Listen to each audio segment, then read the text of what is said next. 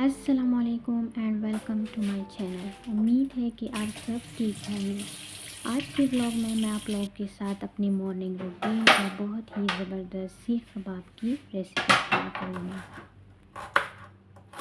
Morning time और अभी मैं अपने लिए ब्रेकफास्ट रेडी कर रही हूँ। इसके लिए आप लोगों ने जो भी वेजिटेबल्स आपको पसंद हो एग में ऐड करने हैं, साथ में ब्लैक पेपर और साल्ट ऐड करना है और ऑमलेट रेडी करना है।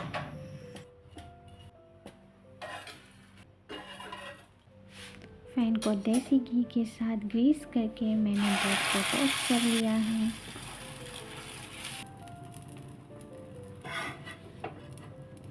ये वाला सैंडविच बहुत ही झटपट तैयार हो जाता है और अगर आप लोग वेट लॉस कर रहे हैं तो उसमें भी आप लोग ये सैंडविच ले सकते हैं।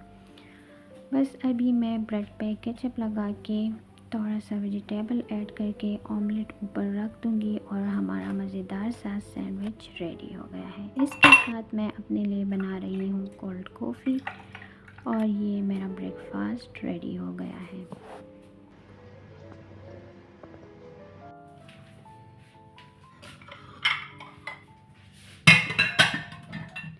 अल्हम्दुलिल्लाह मेरा ब्रेकफास्ट हो गया है और अभी मैं आ गई थी किचन में। जो बर्तन गंदे हुए थे उसको वॉश करूँगी और काउंटर टॉप को क्लीन करूँगी। इसके साथ साथ किचन स्टोव को भी मैं क्लीन करूँगी।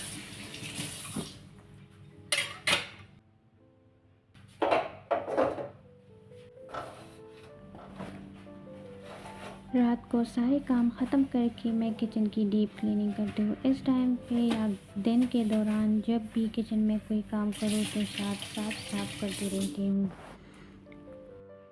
लंच के लिए मैं बना रही हूँ सीख कबाब। इसके लिए मैंने 1 kg बीफ मेंस लिया है। मेक श्योर कि इसमें 10 to 15% फैट्स होना चाहिए।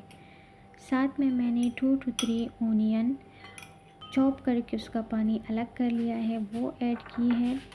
1 tablespoon garlic and ginger paste और साथ में ये कुछ स्पाइसेस मैंने मेंशन की है, वो आप लोग ऐड कर ले और इसकी कंप्लीट डिटेल मैं डिस्क्रिप्शन में भी मेंशन कर दूँगी। अगर आप लोगों के मेंस में फैट्स ज़्यादा ना हो तो आप लोग 1 टेबलस्पून या 1 टीस्पून ऑयल भी ऐड कर सकते हैं। कबाबों को शेप दे के थोड़े टाइम के लिए फ्रिज में रखें। इनको एयर फ्राई कर लें या अगर आप लोग पैन में फ्राई करना चाहें तो वैसे करें। मैंने थोड़ी सी ज़्यादा बनाई थी तो सारे तो मैं अभी फ्राई नहीं करूँगी, कुछ फ्राई करके और तो मैं फ्रिज में फ्रीज़ करूँगी। और अगर अभी तक आप लोग मेरा व्लॉग देख रहे हैं तो ज़रूर मेरे चैनल को सब्सक्राइब करें, वीडियो को लाइक एंड शेयर करें ताकि आप लोगों को मज़ीद अच्छी अच्छी वीडियोस देखने को मिले।